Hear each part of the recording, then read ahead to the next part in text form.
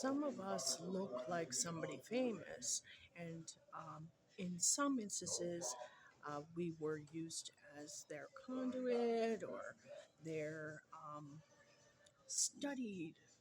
They may have studied us, and really a lot of this Cations ending, because there are other Cations. Most people thought it was just staycations. Was supposed to be like, hey, sorry, and they throw us money or property. Some of them try to befriend us and give us a job or whatever, and so we're grateful. Some of us were attacked, and so it's gotten really wild. And one of the things I wanted to say was, uh, when we sometimes when we look like somebody famous, especially a supermodel, for example, sometimes they thwart us in the biggest way because they don't want any competition. Their very image is their moneymaker. And so if uh, the ego is that big, they might just break the law against their lookalike. Um, it's not everybody, and it's not all the time. It's just I'm telling you these crimes because one of my cousins looks like Orlando Bloom, and I don't know if it's Orlando Bloom, you understand, doing this, but they might try to make them look different. Now, in a time of staycations ending, if preycations, PREYcations, decided they thought, Orlando Bloom, what has he done for anybody? And they put him in the nest, which is either Hebrew hell or matter, energy, space, and time, some form of a like it turned it into a realm where it's one of the dynamics in Scientology, but at the same time, it's sort of like they're perpetually stuck trying to overcome and master that dynamic. And then they might revolve them all around, keeping them in some kind of a vortex, like my life. But see, I don't know who I look like other than that I'm revealing a lot of this. So I kind of get stuck in vortexes too until they ruin this lookalikes. This is all hypothetical. They ruin this lookalikes face and body, but they also sometimes they don't know they're looking at a machine like a cell phone or like a tablet or a toy, and so they don't know how far they've gone. They want to make sure, and somebody might misinform them, and so they're like, "You mean there's a lookalike who's robbing banks?" Well, I don't want to even answer any questions for that. I'm busy, so they're just like, "Oh yeah, I'll thwart this one. Do do do do do. Oh yeah, I remember." Or this one looks like me, I'm going to give them some kind of an anomaly about their body or about their behavior so that everybody knows the difference. Now, some actors are fine with it. They're like, "Oh, they look like me, cool. Let's get them on the show. This is really uncanny." Oh, so if you see me in two places at the same time, and even Jerry Seinfeld had to say, "These are all my lookalikes that I know of," because, I mean, they do it in a fun way. It's pretty fun. Um, and certain impersonators of them and things, but uh, there's sometimes a problem where they look like them and they're behaving badly. So they have to sort of acknowledge, "Hey, I got some, lookalikes or whatever." And a lot of this they're jokingly calling the attack of the clones and everything, or, "Oh, my clone is evil." Well, don't be a police officer if your clone is a lawless person, because you might have a problem with that. Trying to prove your case. "Oh, it's my clone," because that's another. "Oh, it was my clone." Why are you always at your worst behavior when you're your clone?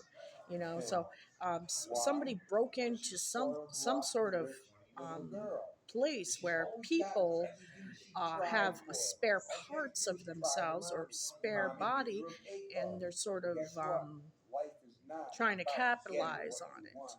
So when people, have an accident and suddenly have like a slightly Spanish accent, you could see how it's sort of questionable. Or if somebody never ages, why are they never aging? Is it that they had the best sort of dermatologist, or is it something else? But sometimes they try to destroy their lookalike when the lookalike is just living their life. And so, could it be somebody else taking it upon themselves to do that? So, I'm just saying, um, sometimes they don't know how far they've gone. And that's being thwarted. Like they ruin your face, they ruin your body, they ruin, like the moments you go out where you look your best, they are like the paparazzi, or they are, we're still trying to track them down, or they are paparazzi and they want the awful shot, they want the sad face. There's this woman that is putting together a photo album of my baby faces when I'm asleep in bed, and I create the baby face, and it's the baby photos and everything. So they don't understand that they're a sociopath, that they have a problem, and that they themselves need uh, some form of a realigning of their mind, because they don't see anything wrong with it. But if you had to suddenly get rid of the evidence, and if they did, then they know they're that it is a crime. They sometimes don't want to stop. So she's capable, this woman, of taking pictures of me when I'm laying in bed. I don't see her. I have no way of knowing when or how she's doing it. So I'm sort of outing a lot of this, and so I also don't need anybody to make it look real, to get rid of the accusation that I'm crazy. It is real, but not everybody wants to be concerned with it, so they say take your medicine. I don't have time to hear this all the time. I don't want to deal with this all the time. But you look up your own name on social media, usually Facebook, and see how many how I mean, if your name is John Smith, it's pretty tough to prove. But if you have an unusual name and you're not famous, why don't you see what are people saying in your name about you? Or who are these same name people? Are they a relative? Are they um, just living their life? But what is it? Sometimes, especially on Twitter X, they create an account to mock you, and sometimes it's hard to find. So, what is it about? It's not about you knowing. It's about getting together with like-minded people and behaving like this in a different form of cyberbullying. So these are things I'm doing. I have self appointed myself to do this, and some of it is I can't seem to get anywhere in life because God Himself is telling me to out these people who have accessed these realms, and they're being lawless within these realms. They're not doing any good within these realms. So I was told that Beyonce's house being broken into was the first beginnings of this, and and there's more to it than that. But that this is, where somebody gets a new car, and they literally elevator it up or bring it down and put in a hunk of junk in its place. Some people might come home and be like, I don't think this is my car. Or this one man was like, I keep smelling cigarettes in my car. And so there's even a replicator. You might be able to know when your car's been replicated. It becomes almost like tinfoil. So it's some find a way of like make thinning it out. And so they're using these high technology demonology things, because nobody knew if staycations realms ended, would it end the world, would it cause destruction on the earth and bring on the apocalypse. So not everybody who's famous is so worried about somebody who looks like them that they would destroy their face, destroy their reputation, but sometimes it happens.